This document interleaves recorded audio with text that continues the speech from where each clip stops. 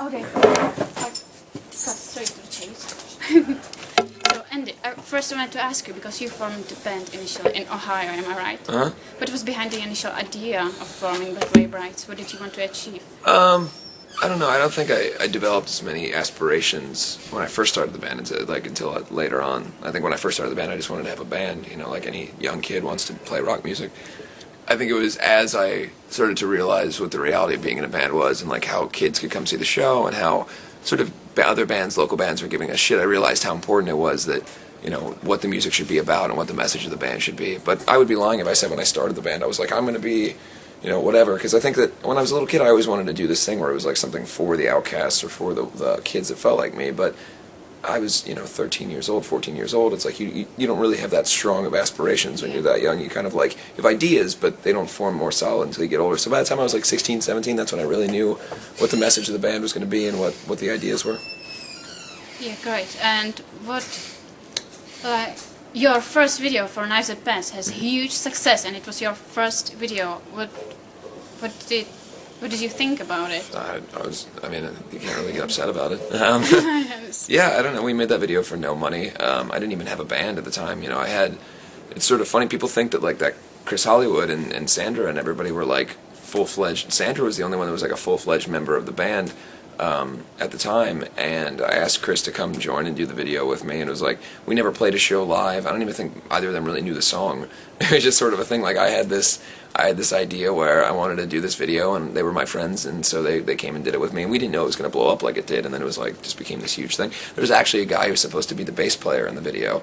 His name was like Alan or something, and I met him like 4 days before the video, and then his dog died the night before the video, and so he left and didn't do the video. And I'm sure he's happy with that decision now. Yeah. Is he? No. Okay, I know that you're still in touch with Sandra, right? Uh-huh. Are you still in touch with Chris? No, not so much. I mean, nothing against him. There's people that come and go in your life, and if I see him, I'm always very cordial, and we hang out. Like, he came to a show recently, and we hang out. But there's just certain people that, I spent a lot more time with Sandra in my life than I did with anybody else. So, she's probably closer to all of us than anybody else. Okay. Jake, I wanted to ask you, why did you join Black Veil Brides? Why did you choose this band? Jinx had started kind of working with him a little bit, and I was doing another project with Jinx and Cece, so he kind of showed me it, and I just saw a lot of potential and decided to check it out, and now we're all in it together, so I just knew it was the right thing to do. Okay. Your latest single, Unbroken, has appeared on soundtrack for Avengers movie. Have you seen it? The movie? Yeah. Yeah, it's great. I have not seen it. You need to see it. It's great. I love it. I'll have to do that. I love the song more, though. It's a very good movie. Yeah. Have you read the book? I know that you're a fan of comic books. Yeah, I don't really like Marvel comic books as much, but I like when they put my song in their movies, so... Yeah, no, it's funny, fans were like, oh, he hates Marvel, blah, blah, blah. It's really nothing against it. It's like, I don't see anything wrong with having your song in a movie of superheroes when you're as big of a comic book fan as like I am, and as a band we have a very visual thing, so nothing against it. The Avengers movie is fucking awesome, so I just never read the comic as a kid. Yeah, okay. I want to ask you about your fans. They call themselves BVB Army, and I was really wondering who came up with the name. Like, was it you, was it the band, or was it the fans? It was the fans. themselves? I don't know what started it. They just started, I don't know, it was like Twitter. Maybe we were reading kids saying it, and they kind of just formed their own thing. It wasn't, we never said, like, this is what you are, because, look, there's the Kiss Army, and that's probably the most famous thing, and it's like, if we could have chosen our fan club name, I don't think it would have been the BBB Army. It's kind of a, it's kind of an already done thing, but it's like when your fans are calling themselves that, and that makes them unified and feels good. I mean, it represents something, too, the idea of fighting against something together, and so we like it, and I'm glad that the fans did that. It's cool. Not a lot of bands have fans that are so dedicated as to give themselves their own fan club, like create their own thing. What would you call it, then? If it was up to Andy Bierzak. I don't know. I don't think I would have it. I can't think of anything. What about you, Jake? I don't know. I think that's up to the fans to decide.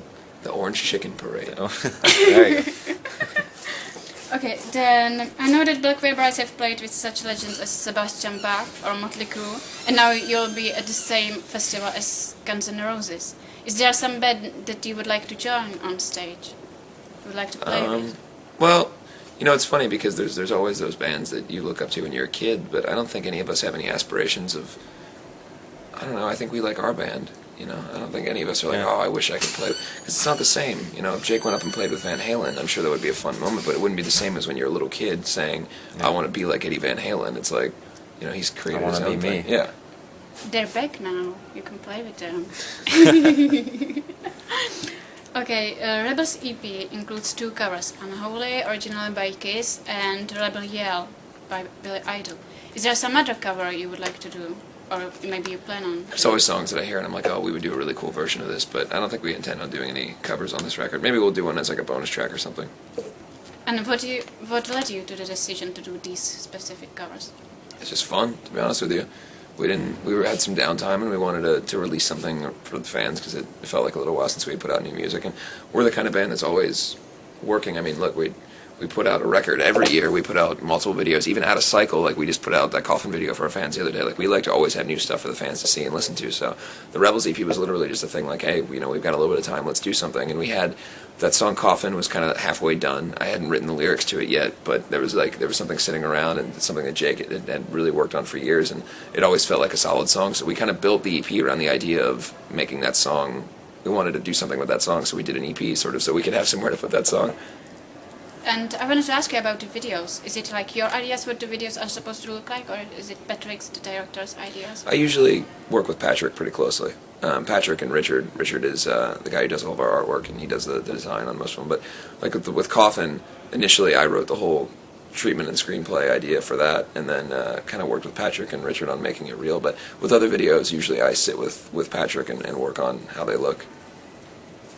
You were playing one concert at Whiskey A Go Go, and there was a poster for it, and it said that it was supposed to be like DVD filmed there.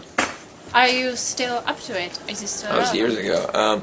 Here's the thing. Sometimes when those things are done, there's issues and audio issues, and with that show, I mean, I don't want to throw anybody under the bus, but someone that was working for us at the time didn't do their job very effectively, and the audio recording was so off, it was completely unusable. So rather than do what a lot of bands do, which would be to go in the studio and pretend that it's a live show, and like we just decided that we would rather wait and do something that's a really nice live video where you can really hear, because like we could have easily gone in and pretended and, you know, played like a live version and then had the video, because the video looked fine, but we decided against it and wanted to just wait. And are you still planning on doing some like DVD in the near future? We'd love to, yeah. Okay. I mean, we've got a handful of shows. I think you'll see some of the songs.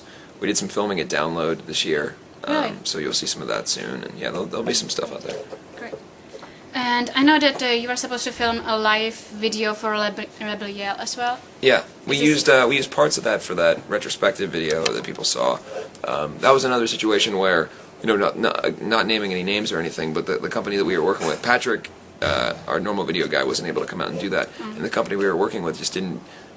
They didn't even film the entire song. Like they just didn't because they filmed the whole set, but there was an issue during Rebel Yell with their cameras, so they didn't even get the whole song. So we could never make it sync up the right way, and I was just never really happy with how it turned out. So we decided just to kind of hold on to that for a little while until it can be better.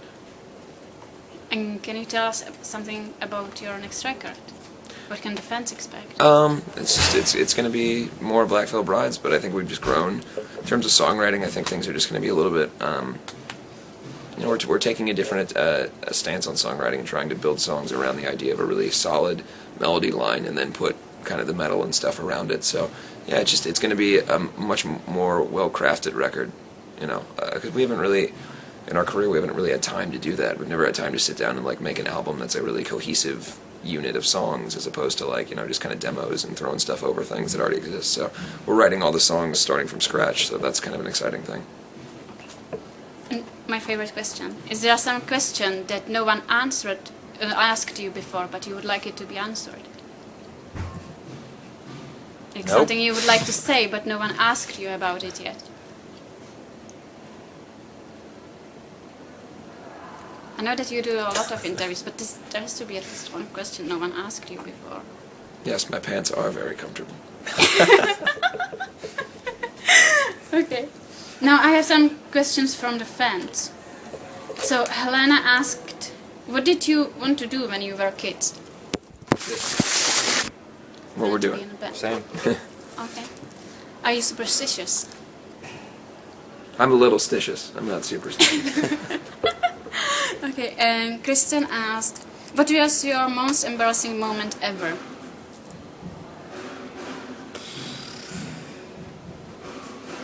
I'm not going to answer that one. Too embarrassing. Too embarrassing. Can't put it out there. I don't know. I don't really get embarrassed all that easily. I mean, I just showed my ass to 120,000 people the other day, so. Okay, Michaela asked, I know you're all involved in the writing process.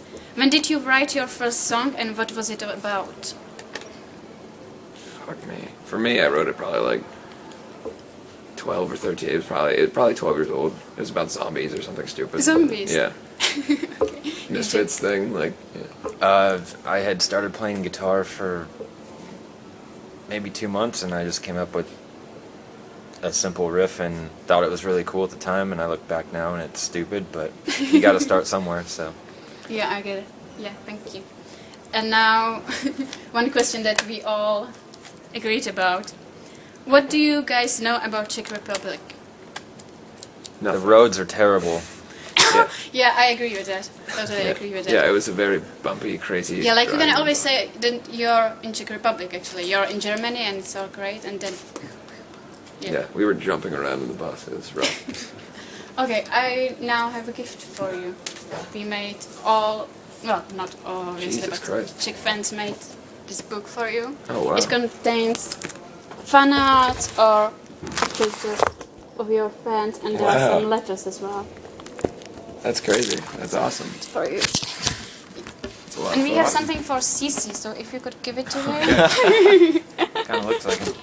It does kind of look like it. Okay guys, thank you very All right, much. thanks. I wanted to ask you... Give me a hug. Oh, thank you, Andy.